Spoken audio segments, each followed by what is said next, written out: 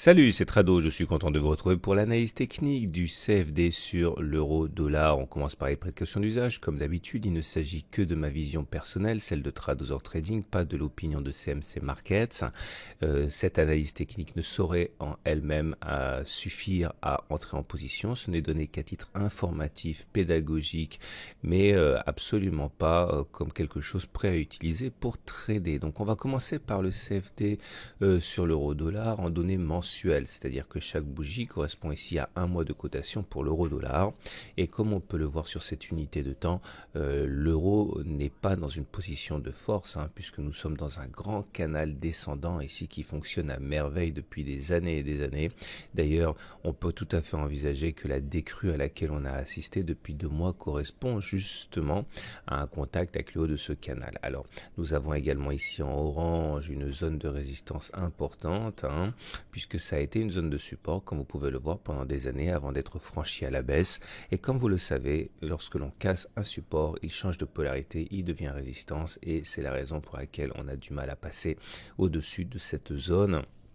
D'ailleurs, si vous avez une stratégie baissière sur la paire euro-dollar, la plus traitée du monde, je pense que ce que je ferais à titre personnel éventuellement serait de me méfier d'un passage à la hausse de cette zone, parce que là il risquerait d'y avoir beaucoup d'acheteurs. Par contre, sur cette zone ici, il y a beaucoup de vendeurs.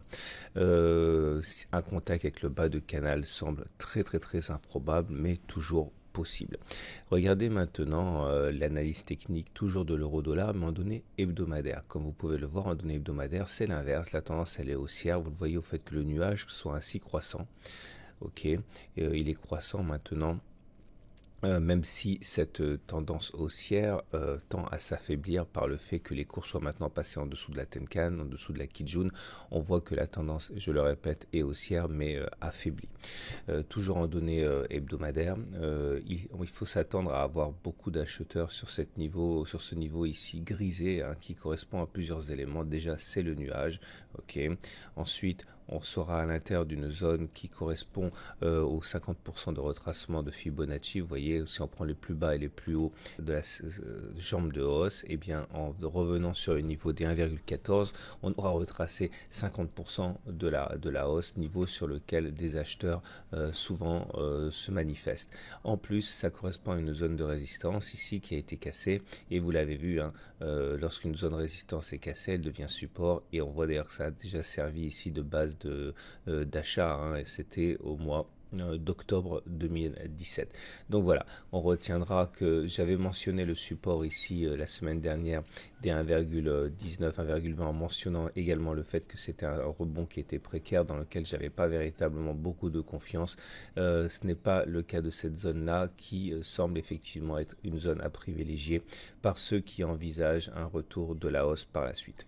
Regardez également maintenant les données journalières. Les données journalières, là, pour le coup, sont baissières, vous le voyez bien, on a cassé un grand trading range ici, et puis maintenant, en orange, et maintenant le nuage, il est descendant sur cette unité de temps. Par contre, un retour sur la Tenkan ou un retour sur la Kijun, et puis surtout un retour sur la base du trading range ici, pourrait être l'objet du réveil de vendeurs. Et on va terminer avec les données 4 heures qui sont par contre beaucoup plus claires. Ici, vous voyez, la tendance, elle est baissière, effectivement, comme sur les données journalières. On a encore une fois en bleu ici la zone sur laquelle on pourrait voir se manifester des intervenants. Ça a été une zone de support, ça a été travaillé longtemps, support, ça a été finalement cassé, ça a changé de polarité, c'est devenu résistant, c'est très très clair. Donc un retour sur les 1,182, ici 1,185, pourrait être effectivement le théâtre où les vendeurs se remettraient en mouvement. Voilà ce qu'on pouvait dire pour l'euro-dollar. Je vous rappelle que l'euro-dollar influence très très fortement les indices, en particulier le CAC 40, puisque au gré de l'évolution de l'euro-dollar, bien, les entreprises deviennent plus ou moins compétitives.